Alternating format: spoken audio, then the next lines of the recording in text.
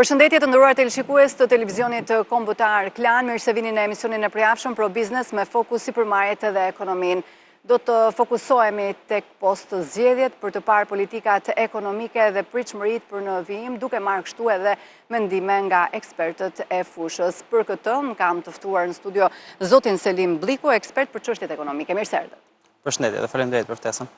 Nisur edhe nga ajo që kemi parë gjatë qeverisjes socialistëve, por edhe nga premtimet në fushat, ku fokusi është tek integrimi në Bashkimin Evropian, si i keni pritshmëritë për sa i përket zhvillimit ekonomik dhe fokusit që duhet të ketë qeveria edhe në 4 vitet të ardhshme?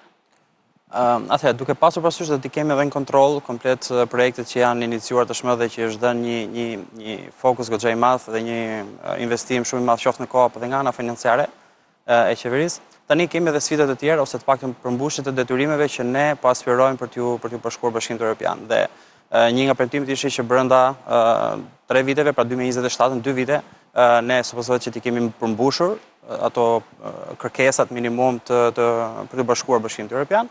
Dhe deri në 2030 thamë që do të ishim fiks në atë pozitën kur ne të paktën po aspirojmë që t'i bashkohemi. Kështu që kjo do të thotë që ne do të jemi goxha më të hapur dhe të përgatitur, sepse tani do duhet të sprovohemi dhe në një gamë tjetër, domethënë të fushatave që duhet ndërmarrim. Ne kemi parë pra edhe politikat ekonomike që i karakterizojnë socialistët kryesisht në drejtim të sipërmarrjes, të zhvillimit të vendit, të investimeve të ndryshme. Mendoni që është kjo fryma që duhet të ndjekin apo duhet të vinë me një risi të re apo me një vizion të ri sa i përket politikave ekonomike në tërësi? Mendimi personal është që jemi shumë ndoshta të fokusuar ose të koncentruar në pak sektor të ekonomisë. Dhe do duhet që të diversifikohemi pak më tepër dhe këtë gjë ta nisim shpejt, sepse nëse pra për ta lidhur pak edhe me integrimin në Bashkimin Evropian, do duhet që edhe kompanitë të marrin një eksperiencë tjetër, të zgjerojnë kapacitetet e tyre, por dhe nga ana tjetër të diversifikojnë pak produktet, shërbimet apo dhe industrinë ku do bëjmë pjesë, sepse kemi parasysh që kjo është një sfidë para kohë, pra ne duhet të japim kohë të përshtaten, të përmirësohen, të krijojnë sistemet dhe aftësitë të paktën tek forca punëtore e tyre, që është një tjetër element kyç nëse ne do duhem që të jemi konkurrues dhe të përballemi domethënë me kompani me më shumë eksperiencë, por dhe nga ana tjetër konglomerate më të mëdha. Dhe nuk do duhet që këto të përfshihen, kështu që cili është ky hap ose çfarë duhet të ndërmarrim si politika që tani është diversifikimi dhe i ekonomisë. Mos të përqendrohemi vetëm tek turizmi, ndërtimi që normalisht kanë qenë shtysë madhe, kanë dhënë kontributin e tyre për rritje deri diku do thosha jo shumë modeste, sepse ka qenë një rritje e shëndetshme, 3.4%, 3.5%, por do duhet që ne tani të paraprim sfidave që na presin më përpara. Kështu që kjo do të donte një diversifikim të fokusit ku do të merreshin këto politika dhe të mbështetin dhe industritë të tjera, ku mos harrojmë peshin që ka pasur ndoshta bujësia deri tani, ta lidhim pak me agropërpunimin apo me diçka tjetër që të japim një fokus dhe një mbështetje më të madhe në ekonomisë dhe jo vetëm disa sektorë specifik, sado produktiv apo dhe pesh kanë pasur ato deri. Veç bujqësisë që ju thoni, cilët mund të jenë 3 apo 4 sektorë të rinj që mund të lullëzojnë në 4 vitet e mandatit të ri?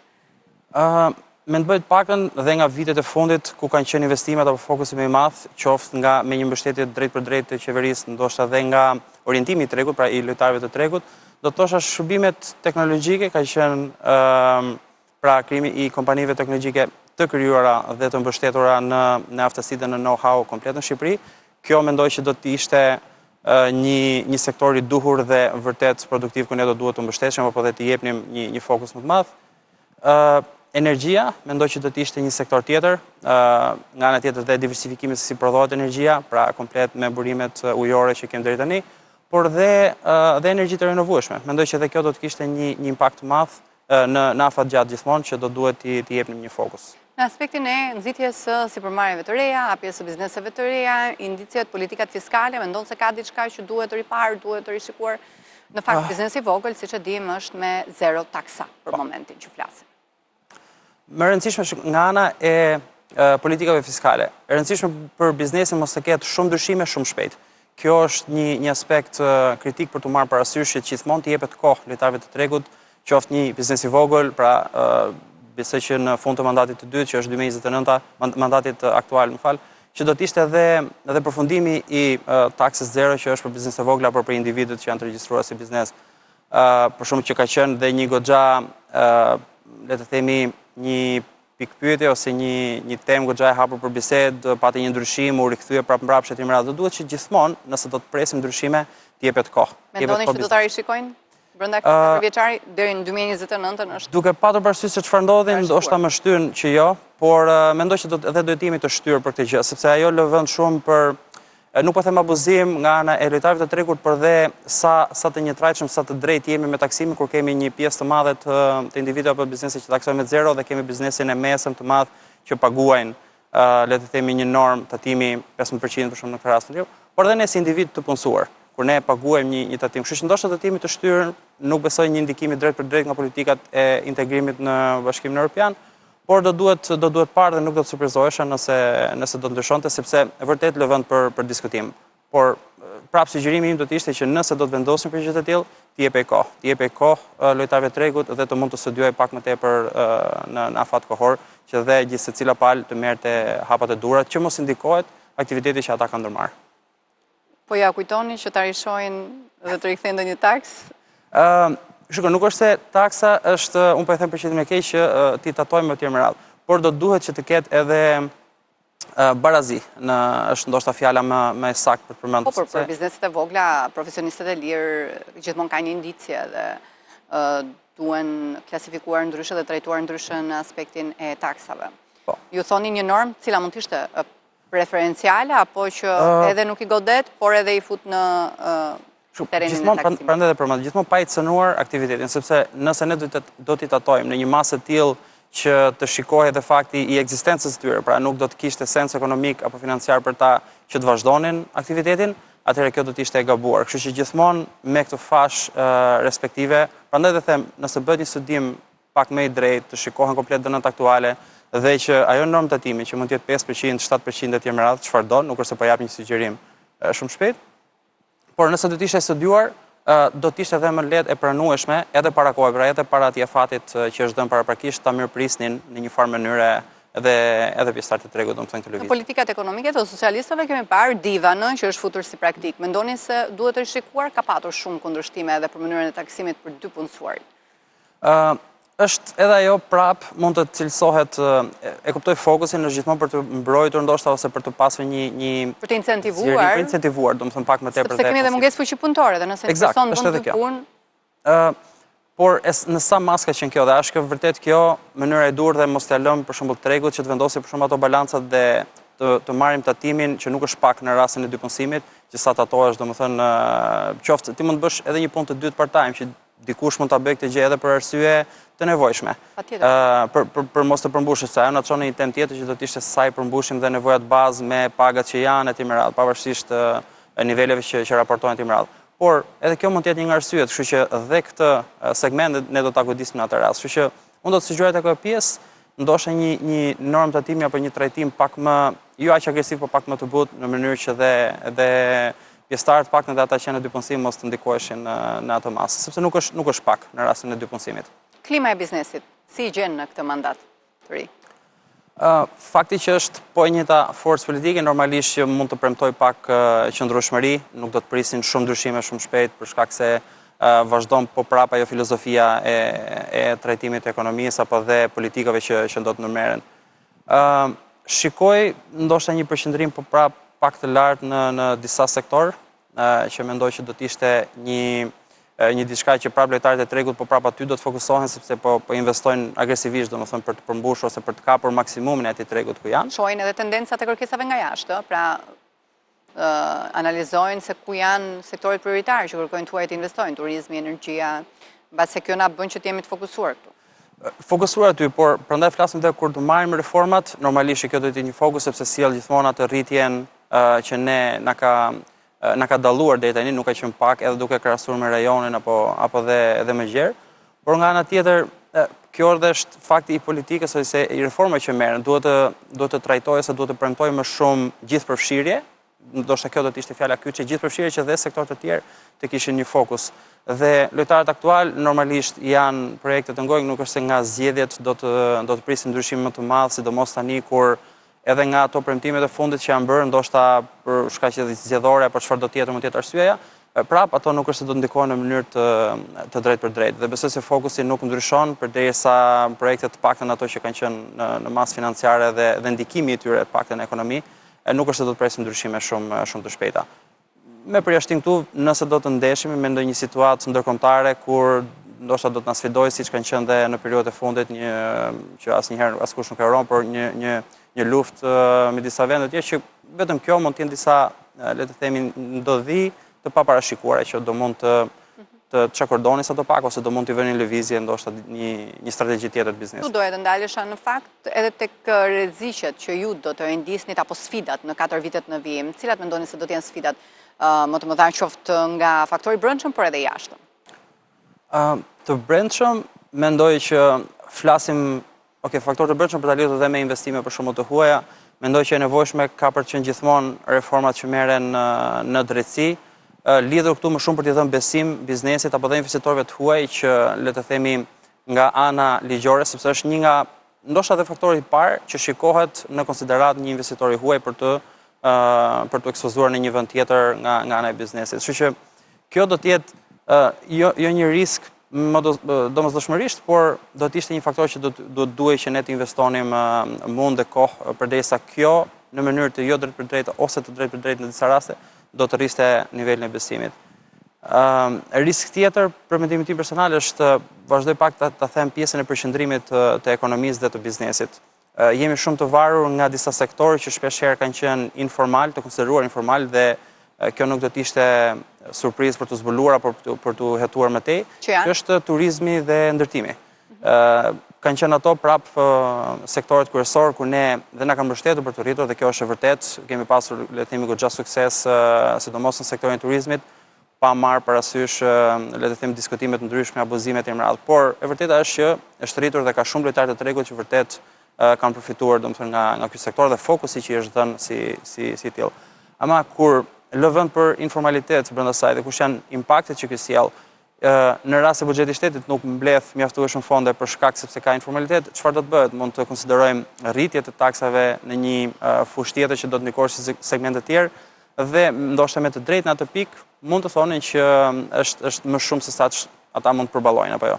Dhe këto sektor, paktën përqendrimi shumë i lartë në këto, duke alokuar pak dhe me informalitetin e lartë që për shkak mendoj që ky është një risk shumë i madh domethënë tjetër që ne do duhet ta adresojmë brenda vendit. Ndërkohë, si mund të përgatitet Shqipëria për një ndërprerje të mundshme të rrjedhës së investimeve flas nga Europa?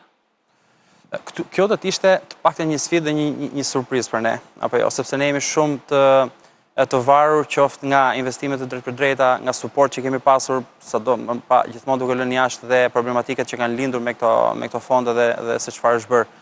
Por ka qenë një shtyllë për ne, apo jo, dhe suporti, subvencionimit që kanë dhënë në këtë pikë e tjerë për biznesin, agroturizmi dhe çdo sektor që ka qenë drejt për drejt i lidhur me benefitet.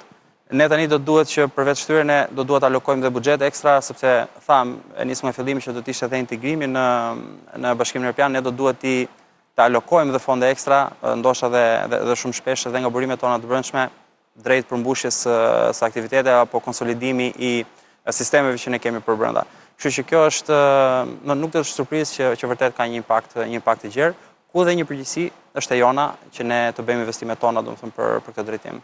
Sa vite apo sa kohë mendoni se na duhet për që gati për integrim në BE për të plotësuar gjithë kriteret, reformat edhe në aspektin ekonomik? Në kohë e kam pak vështirë ndoshta të them, por ka disa paqartësi ose të paktën disa aspekte të integrimit që ne do duhet të tregonim kujdes. Normalisht ajo sjell shumë benefite, por nga ana tjetër sjell më shumë sfida dhe ndoshta duhet të flas pak më tepër për sfidat sepse ajo na intereson që të jemi pak më të përgatitur për Që janë? Mendoj që konsolidimi i biznesit dhe le të themi varësia që kemi për shembull nga importet apo një industri prodhuese shumë të dobët në vend, këto do të cënonin, mendoj, ekzistencën e shumë bizneseve që janë në vendin tonë sepse kemi eksperiencën, njohim tregun shqiptar, por nga ana tjetër tani do të ndeshim me produkte më të lira, ndoshta dhe po fus dhe brenda dhe aspektin e cilësisë. Pra, nëse ti do ndeshesh me produkte më të mira dhe më të lira nga kompani që i kanë mundësi të jashtë. Dhe me cilësi të lartë? Prandaj, dhe cilësia është shumë lartë. mendoj që do të sprovojshëm shumë. Dhe normalisht është kush nuk do të donte të pak nga bizneset, por gjithmonë qytetari këtu ndoshta do të shkonte një përfitim, pra do të paguante më pak për sport në bazë apo dhe produkte të tjera. Dhe kjo të paktën nuk do doja, kjo është vetëm arsye që unë nuk do doja që të nxitoheshim nga, le të them, vetëm drejt integrimit, por nga ana tjetër të bënim të gjithë punën e brendshme që duhet të bëjmë, në mënyrë që dhe në momentin që do të kemi pra mirëseardhjen për në Bashkimin Evropian, realisht të gjendeshim të përgatitur dhe nga ana tjetër ta shfrytëzojmë këtë si shans, pra dhe kompanitë shqiptare të tregtonin më lehtë dhe të shikonin ndoshta pse jo zgjerimin në tregun evropian, sepse do të ishin shumë herë më të përgatitura. Do na sillte një seleksionim, një sfidë, një garë të re patjetër për të parë kush i mbjeton tregut dhe standardeve të reja. Po. Ndërkohë do flasim pak për raportet e institucioneve monetare ndërkombëtare. BERS së fundmi ka sjellë edhe parashikimin për rritjen ekonomike të 2025-s, ku thotë që do të jetë 3.5% afro. E vlerësoni si realist këtë nivel dhe pse? Mendoni që mund të shkojmë drejt këtu dhe jo pse jo 4, pra, pse janë parashikime të tilla? Nuk është se kjo është një parashikim që të paktën e vënë Shqipërinë në fund të listës apo jo, është një rritje dhe këtë kemi treguar edhe në vitet e fundit, pavarësisht se duke lënë jashtë gjithmonë diskutimet sa të besueshme etj me radhë, ama kjo rritje nuk është pak dhe kjo tregon domethënë që kemi pasur një rritje të konsiderueshme, 3.5% nuk është pak. Gjithmonë ai diskutimi që cilët kanë qenë sektorët që kanë kontribuar më shumë, sepse kanë qenë vetëm shërbimet, pra konsumatorët, turizmi, ndërtimi që kanë qenë dhe sektorët që kemi pasur mbështetje më të madhe, por kemi parë shumë sektorë të tjerë që është ulur kontributi i tyre drejt rritjes ekonomike dhe këtu e lidh pak edhe me rënien e kursit, sepse janë sfiduar dhe janë cënuar komplet bizneset që kanë pasur fokus eksportin. Eksporti është mbështetur deri tani, 10 vitet e fundit të merat, por është sfiduar shumë nga rënja e kursit dhe ndoshta kjo nuk do të jetë faktori më premtues apo më suportiv që bizneset, domethënë të paktën eksportuese, ato që kanë pasur fokus në eksportin, ta gjenin këtë gjë si mbështetje dhe efekti që kjo do të kishte në ekonomi dhe në rritjen, mendoj që kjo do të ishte një nga faktorët, po marr një nga më të rëndësishmit që do ta cënonin ose do ta sfidonin pak të rritjen e parashikuar. Sepse kemi parë edhe në raportet e fundit kemi pasur një rritje të konsiderueshme të importeve, dhe prapë kjo lidhet sepse prodhimi jon vendas normalisht nuk ka qenë fokusi jon kryesor dhe bizneset me fokus prodhimin nuk janë shumë të zhvilluara ose të paktën nuk janë aq të zhvilluara sa vendet që prej cilat nga ne importojmë, që janë dhe vendet të rajonit. Si e vlerësoni nëse e krahasoni me rajonin ku ju jeni, performancën ekonomike të Shqipërisë? Ka potencial për më lart? Normalisht që po. Ndoshta mund të variojë nga sektori në sektor, po shikojmë pak deri tani që lidh pak me atë sapo thash, kemi rritur shumë importet në vitin e fundit. Kjo mund të jetë lidhur dhe prapë me kursin e këmbimit, sepse është marrëdhënie me valutat huaja. Por kjo do të thoshte që ne po marrim sepse ata po bëjnë një punë më të mirë se ne në komplet të sektor apo jo. Dhe ne mbetemi shumë të varur, por prapë nga shërbimet. Ne kemi të gjithë e trajtojmë këtu, nuk mund të eksportosh lehtë turizmin apo jo, duhet që klientët të vi këtu dhe ne po bëhemi shumë të mirë në këto sektor, sidomos dhe ndërtimi që ka qenë le të themi ka pasur një rritje të konsiderueshme ndoshta në 10 vitet e fundit, por prapë këto janë industri që nuk prodhojnë shumë vlerë të qëndrueshme dhe më shumë nga eksperjenca e prodhimit që ne vërtet të alokoheshim dhe të kishim një fuqi eksportuese. Ndaj dhe thash që koncentrimi ose përqendrimi më shumë se sa duhet në këto sektor, unë e shikoj si sfidë më të madhe. Pjesa e kreditimit, sigurisht që kreditimi i ekonomisë është një nga instrumentet e vetme të financimit. Mendoni se është i mjaftueshëm apo duhen edhe instrumente të tjerë që financojnë në tërësi projekte të ndryshme?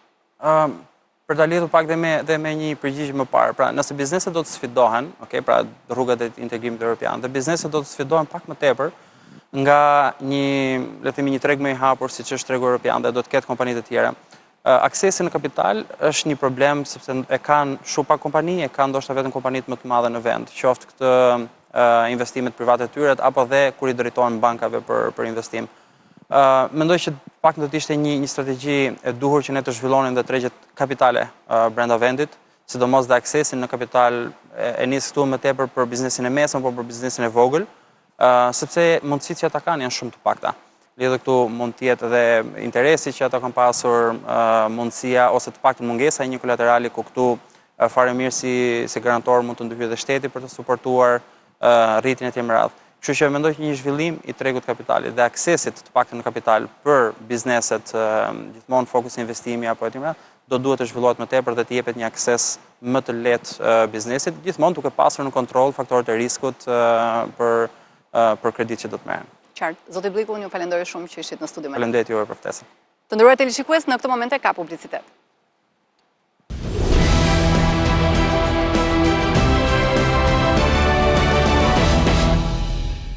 Jemi rikthyer në studio në pjesën e dytë dhe unë jam me sipërmarrësin Bujar Zhuri, i cili në fakt bën biznes mes Shqipërisë dhe Norvegjisë. Do të flasim pak për pritshmëritë në të ardhmen sa i takon edhe thithjes së investitorëve të huaj. Tashmë kemi edhe përfundimin e zgjedhjeve. Socialistët do të vazhdojnë të qeverisin vendin edhe në 4 vitet e ardhshme, por çfarë thonë ekspertët sa i takon atraksionit për të qenë pranë sytë e investitorëve të huaj dhe për të përthithur kështu kompani serioze në vend. Mirë se erdhët në radhë të parë. Mirë se u gjetëm. Si e shikoni interesin e Shqipërisë përballë investitorëve të huaj dhe cilat janë politikat e duhura që duhet të ndjekë edhe qeveria në 4 vitet e ardhshme për të qenë në fokus pikërisht të investimeve dhe të kompanive të mëdha? Unë mendoj që Shqipëria ka hyrë në një cikël të ri tani, cikël të ri të zhvillimeve politike dhe ekonomike, parë kjo dhe në këndvështrimin e raporteve të reja dhe goxha solide që Shqipëria po ndërton me Bashkimin Evropian, dhe dëshira e investitorëve të huaj sigurisht që është rritur për të zgjeruar mundësitë e investimeve të tyre edhe në vende si Ballkani dhe veçanërisht Shqipëria. Kjo shkon paralel me rritjen edhe të turizmit, fakti që Shqipëria ka pasur një rritje dhe një interes të shtuar të turistëve të huaj, sidomos atyre europian të vizitojnë Shqipërinë, e ka bërë Shqipërinë më atraktive dhe më tërheqëse për investitorët e huaj, sidomos në fushën e turizmit dhe të prodhimit. Ndërkohë, cilat janë politikat apo reformat të rëndësishme që duhet të ndërmerren për të plotësuar të gjitha kërkesat që ka një kompani huaj apo një investitor i huaj që hedh syt nga Shqipëria? Parafrimi me legjislacionin e Bashkimit Evropian është një domosdoshmëri për investitorët e huaj. Veç kësaj, ndjekja e një politike standarde fiskale, që ajo të mos ndryshojë gjatë periudhës apo në mandatin e një qeverie, sepse kjo krijon, domethënë, jo besëshmëri tek investitorët e huaj, të cilët kanë kalkuluar financat e tyre për të bërë një investim caktuar. Veç kësaj, unë mendoj që Shqipëria, domethënë, duke qenë që është një vend jo shumë i madh, por me disa resurse që mund të jenë shumë interesante, vlen për të eksploruar sidomos nga kompanitë vogla dhe të mesme, të cilat gjejnë lehtësisht mundësi për të hyrë në tregun shqiptar. Si ka ndikuar periudha e zgjedhjeve? Ka ndonjë ndikim në interesin e huajve? Tani me mbylljen e zgjedhjeve, unë mendoj që është një shans historik për Shqipërinë, dhe vetë kryeministrin Edi Rama që të ndërtoj një politikë dhe një strategji më agresive për thithjen e investimeve të huaja, për ta kthyer Shqipërinë në një vend edhe më atraktiv për investimet e huaja, pse jo të jetë një vend që shumë kompani të huaja mund të hapin dhe selit e tyre duke paguar taksat reduktuara, ashtu siç praktikon Malta apo vendet të tjera që janë mjaft të njohura në lidhje me ose Qipro, që janë mjaft të lidhura me kompanitë e huaja, të cilët kanë selit e tyre në këto vende të përkatëse dhe paguajnë një fi, edhe pse aktiviteti i tyre është internacional. Kështu e bën Shqipërinë edhe më të prezantueshme në shumë vende të Bashkimit Evropian apo në vende të tjera të botës, për të thithur edhe kapitale dhe investimet të cilat mund të shkojnë në ato projekte të cilët Shqipëria ka shumë nevojë. Kur thoni për afrimin me legjislacionin evropian, sa punë po bëhet në këtë drejtim dhe ku jemi? Konkretisht çfarë duhet bërë? Unë mendoj që Shqipëria nuk është se ka ligje të këqija, domethënë praktikisht ligjet në Shqipëri janë të mira dhe çështja nuk është vetëm tek ligji, por tek zbatimi i ligjit ose tek administratat të cilën duhet ta përkthej ligjin në praktik pune, domethënë se si ajo e përcjell këtë ligj tek komunikimi që ka me kompanitë e huaja, me investitorët e huaj, apo edhe me masën e gjerë të qytetarëve të cilët ka nevojë të dinë më shumë se si mund të orientohen ata drejt investimeve, të cilët janë më interesante për ta. Ndërkohë, pjesa e investimeve në infrastrukturë, kemi korridorin 8, ose fokusit tek energjia e rinovueshme, e mendoni se janë prioritet mjaftueshëm për të përshpejtuar integrimin ekonomik në BE, apo duhen edhe sektorët të tjerë? Jo, nuk është se janë të mjaftueshme. Shqipëria duhet shikojë, domethënë edhe mundësirat e tjera.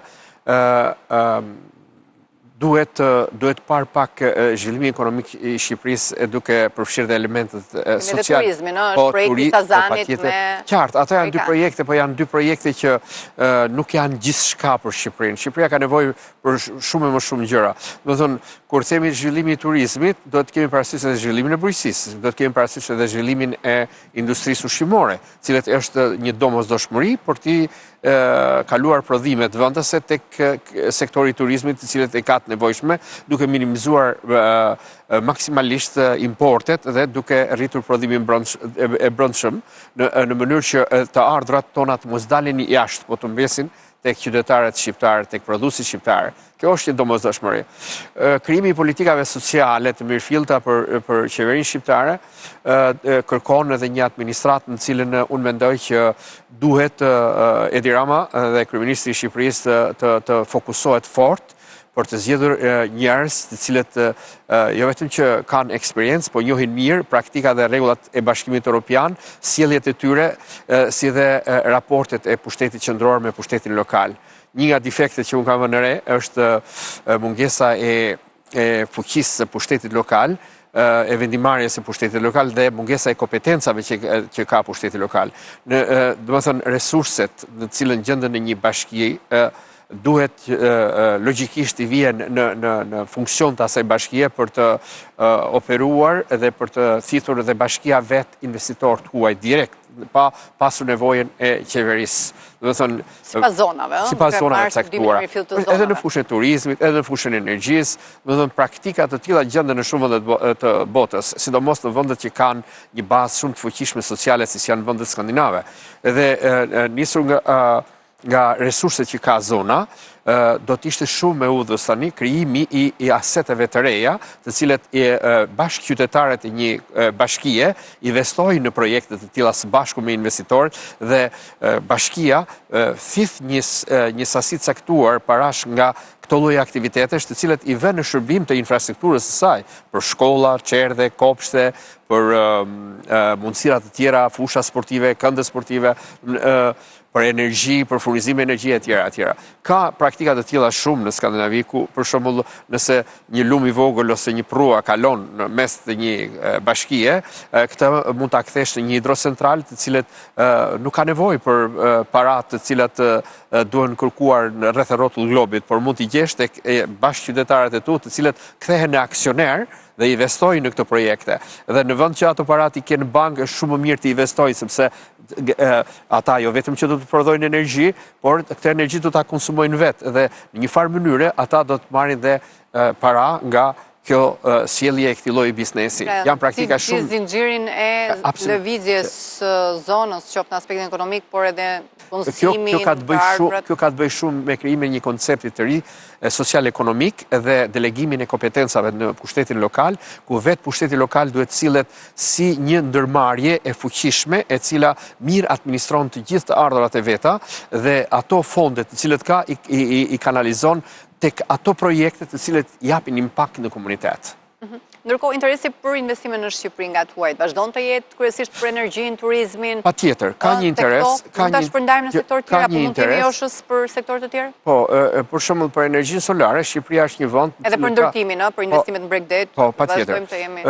Për energjinë solare, Shqipëria ka, domethënë, potencial goxha të mirë, vetëse duhet që këto potenciale duhet që bashkit të marrin në dorë potencialet të cilat ata kanë vetë në për zonat e tyre, duke i dhënë prioritet. Të paka shumë një gjë ka bërë dhe Malizi dhe Maqedonia, të cilët kanë deleguar një pjesë të licencave në pushtetin lokal, në cilët nëse një investitor i huaj vjen, nuk ka nevojë të shkojë trokasë në për dyert e qeverisë për të marrë një licencë 5 mega apo 10 mega, po mund shkojë në bashki, pasi gjen tokën e tjera dhe bën një bashkëpunim me komunitetin.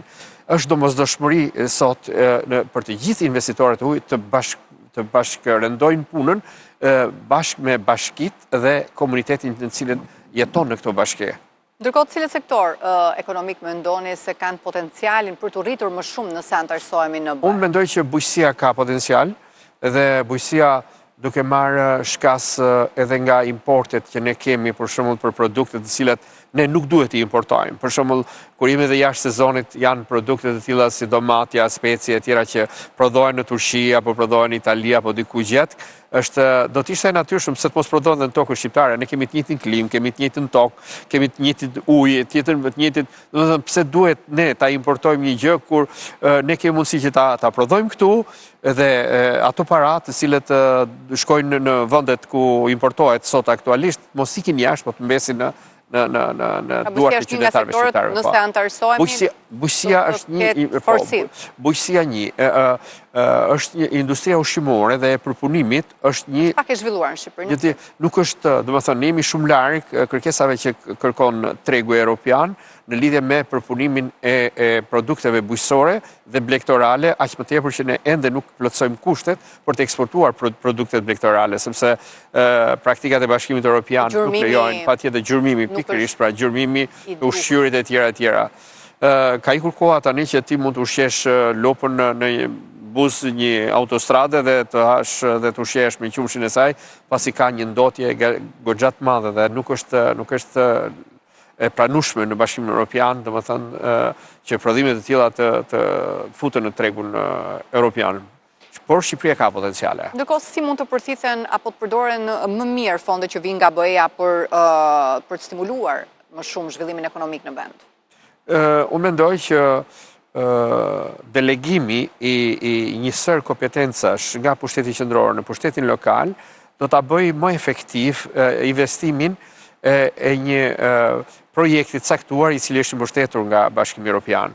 Kjo vjen për fakt edhe të delegimit ose kalimit e këtij projekti në duart e atyre qytetarëve, atij komunitetit të cilët e prekin vetë dhe përfshihen vetë në ndërtimin e një të mire materiale në komunitet. Cilat mendoni se do të jenë sfidat në 4 vitet në vijim për socialistët? Unë mendoj që një nga sfidat më të mëdha do të jetë përballja me korrupsionin, që qeveria Rama duhet të ngrijë grupe të mëdha specialistës në cilët të gjej rrugë se si mund të minimizohet. Ne nuk themi që korrupsioni do të shkojë në zero, por të minimizohet maksimalisht. Kthimin e një qeverie në qeveri eficiente, e cila prodhon dhe ka një eficiencë prodhimi në strukturat e saj. Duhet eliminimi i një pjese të administratës e cila është e paaftë për të mirë menaxhuar burimet dhe të ardhurat, financat e shtetit shqiptar.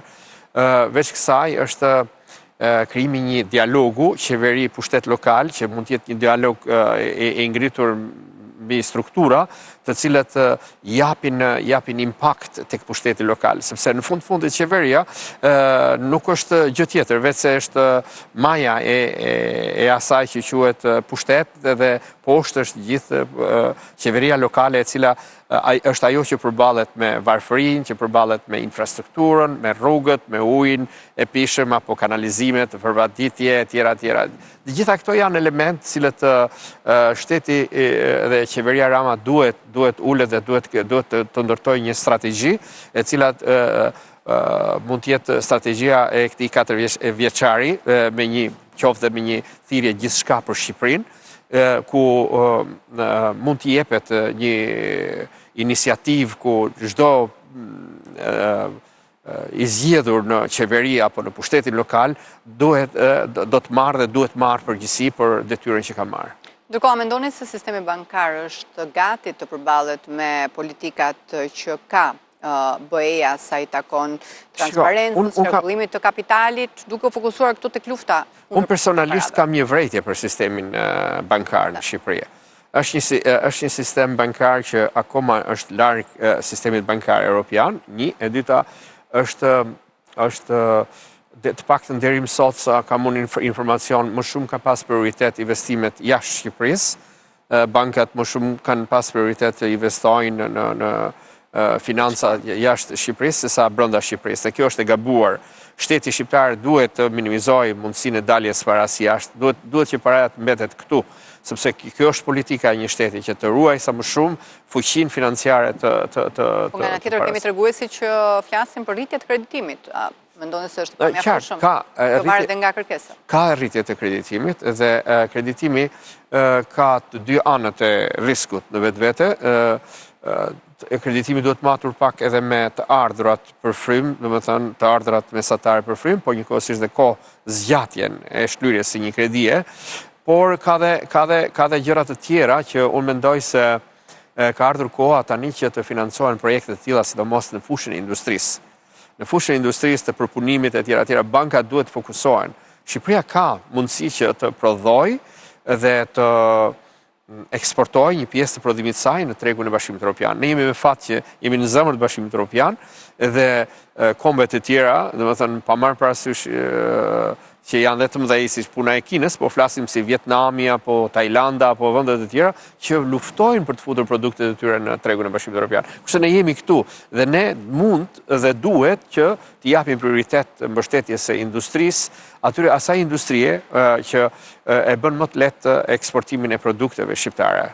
A rrezikojmë të mos jemi joshës për investitorët e huaj, kryesisht si destinacion investimesh në Ballkan, nëse reformat tona vonohen për të plotësuar? Shiko, nëse reformat vonojnë, unë patjetër që investitorët janë njerëz praktik. Ata nuk përdorin shumë kohë, domethënë të presin kur nisin për të bëjnë një projekt caktuar. Ata janë praktik dhe e kursejnë shumë kohën. Ata të vinë vetëm një herë me dëshirën e mirë për ta lëvizur një projekt caktuar dhe në të kundërtën mund të mos vinë më kurrë, nëse ata nuk shikojnë derë apo dritare të hapur me mundësira të cilët një investitor ka, domethënë ose duhet marrë për të shkuar deri në fund një projekti që ai dëshiron të bëjë në Shqipëri. Cila është kostoja reale, ekonomike për një vend të vogël si Shqipëria sa i takon antarësimit në BE? Për antarësimin në Bashkimin Evropian, ne kemi një kosto. Jemi një vend i vogël, relativisht, por një vend kosto tjetër që ne po përballojmë sot është mungesa e fuqisë punëtore. Dhe kjo na kushtëzon shumë, pasi shumë projektet tona janë të varura nga fuqia punëtore të cilën ne ose duhet të rikthejmë shqiptarët ose duhet të importojmë fuqi punëtore. Po edhe importimi i fuqisë punëtore, unë mendoj që duhet të jetë më i shpejtë dhe më i përzgjedhur.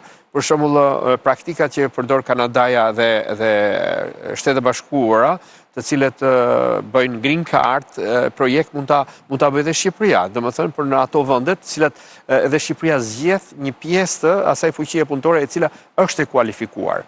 Sepse në Shqipëri, domethënë, nëse importojmë fuqi punëtore nga vende të tilla si India, Bangladeshi, Pakistani apo edhe vende të tjera si Filipinet, do ishte më mirë që të krijohesh një komitet në cilën Shqipëria, domethënë, qytetarët që donin të vinin të punonin këtu, mund të aplikonin për një green card dhe ne firmat, kompanit paraqiteshin në këtë institucion dhe shprehnin interes për llojet e profileve të cilat ata kanë nevojë dhe shikojnë CV-t e tyre. Ndërkohë, mund ta përballojë Shqipëria një tranzicion të shpejtë siç kërkon BE-ja drejt ekonomisë së gjelbër dhe digjitale?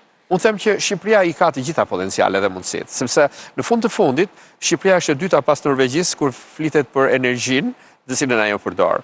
Ne kemi edhe një fat tjetër që ne nuk kemi ndotje industriale të lumejve tanë cilën derdhet në det, por ne kemi një problem tjetër që kemi pleherat dhe mbeturinat e tjera siç janë plastika apo letra apo elemente të tjerë mbetjet e ndërtimit e tjera të cilët i hedhim në shtratet e lumejve dhe ato përfundojnë në det.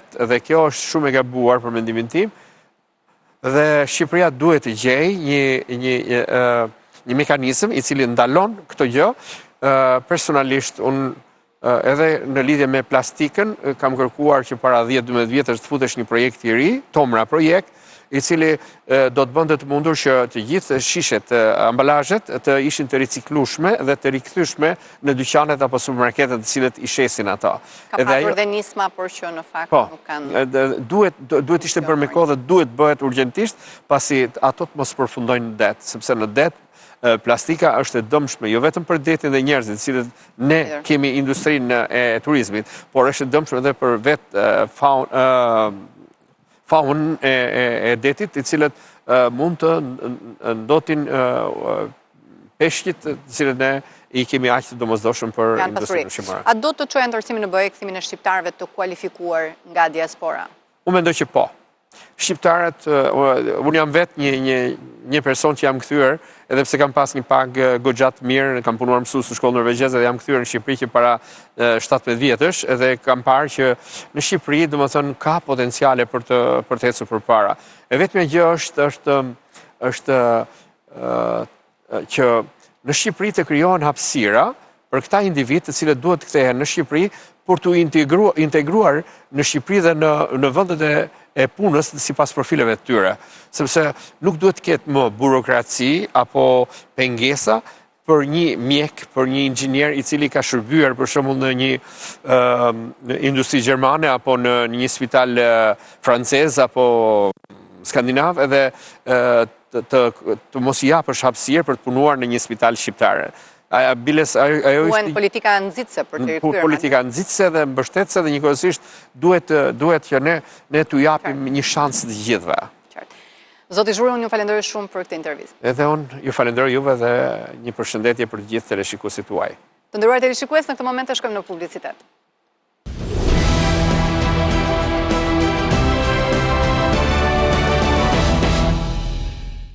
Por cilat janë fushat më me potencial që investitorët e huaj kanë dëshirë për të përzgjedhur sa i takon investimeve në vendin tonë. Ndjekim materialin.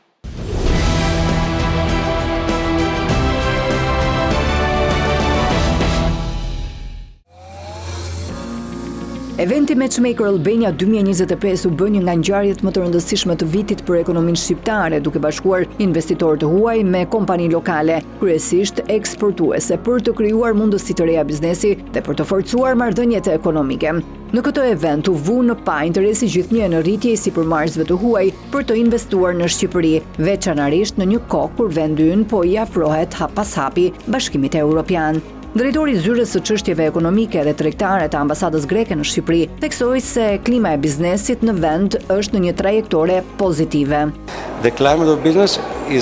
Klima e biznesit në Shqipëri po përmirësohet. Ka ende gjëra që duhet t'i përmirësojmë, për shumë më mirë se sa ishte disa vite më parë. Dhe duke marrë parasysh që Shqipëria pritet të futet në Bashkimin Evropian dhe shpresojmë që do të hyjë në Bashkimin Evropian, mjedisi i biznesit po bëhet gjithnjë më i mirë. Dhe kjo është një arsye pse shumë kompani të mëdha po kërkojnë të vinë në Shqipëri. Sipas tij, investitorët grek janë të fokusuar kryesisht në 4 sektor kryesor. Ka disa sektor ku kompanitë greke janë të interesuara në Shqipëri për të investuar, siç është energjia, materialet e ndërtimit, vetë ndërtimi dhe sektori i turizmit. Ndërsa kur flasim për energjinë, i referohemi energjisë së rinovueshme. Ne kemi një kompani turistike greke që sapo ka hapur biznesin këtu dhe ka investuar në Shqipëri, sepse klientët e tyre po e kërkojnë Shqipërinë. Pra, ka shumë fusha në të cilat mund të bashkëpunojmë. Edhe përfaqësuesit e bizneseve turke si zoti Muhamet Isler, kryetari i Mosjad Albania, shprehën entuziazëm për mundësitë e tregut shqiptar. Unë interesuam shumë sepse ne kemi shumë histori bashkë me Shqipëri, me Turqi, kemi kulturor edhe ana ekonomikisht ne gjithmonë investojmë për biznesmenët, e intereson shumë ana turizmit, ana mjekësisë, ana bujqësisë, energjisë, se kemi disa kompanie, po ne për ardhmen ne besoj se të vinë më shumë investitorët për investon, sepse ne kemi bërë disa kontaktet edhe mas 5 vit ne ndoshta të flasim gjërat më i madh për Shqipëria investitorët.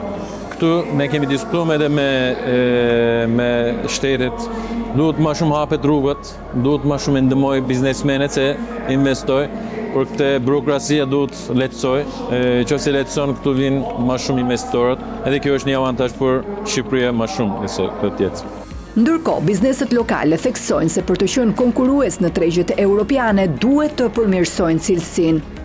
Duhet të rrisin vërtet kërkesat ndaj vetes të fillim, pastaj që të fillojnë bineksuar të jo të gjithë bëjnë të njëjtën gjë. Janë disa shumë pak fabrika që punojnë me kujdes dhe bëjnë eksporte.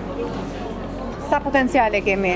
Mundësit janë të mëdha, por tani këtu kënd ka dhe defektet punës tonë, sepse njerëzit kanë ikur jashtë dhe ne vëmëre që nga vitin vit që fillon jo i gjithë prodhimi bilet, por ne kemi mundësira shumë të mëdha dhe kemi avantazhet, unë do të shpjegoj avantazhet, që kemi varitete shumë mira si që shkaninjotin mlor, pas me jodin e detit e bën shumë pasur këto. Unë duhet të them që si vjetë kam qenë në konkursi botror të New Yorkut dhe në Olive Oil Times dhe atje ke marrë medaljari, është një vlerësim goxha i madh për vajzë shqiptar, po edhe për ne që punojmë atje. Për të forcuar praninë e produkteve shqiptare në tregjet vendase dhe ndërkombëtare, përfaqësuesit e bizneseve vendase po vënë në pa një faktor kyç, transparencën dhe gjyrmueshmërinë e plotë të produkteve. Kështu që sa më shumë ura lidhse me bashkëprodhues të Shqipërisë, por edhe me kompani të tjera si Motra, qoftë brenda apo jashtë vendit, kanë gjithmonë vlerën e vet. Ndërkohë, si e shikoni kërkesën në treg, qoftë edhe për prodhimet që ju keni, niveli i konsumit është i kënaqshëm? Unë personalisht jam menaxheri një kompani shqiptare në industrinë e përpunimit të mishit dhe kam mjaft interes, mirë po ka edhe shumë sfida. Për këtë duhet bashkëpunime edhe me institucionet shtetërore, sepse që të realizohet i gjithë cikli i gjurmëshmërisë nuk mjafton vetëm kompanitë në vetvete të jenë në rregull, por duhet edhe sistemi i furnitorëve edhe deri te klienti që të jetë çdo gjë e gjurmëshme. Matchmaker Albania 2025 vuri në pa jo vetëm potencialin e Shqipërisë si destinacion investimesh, por edhe nevojën për reforma të vazhdueshme që të mundësojnë një integrim të qëndrueshëm në tregjet europiane.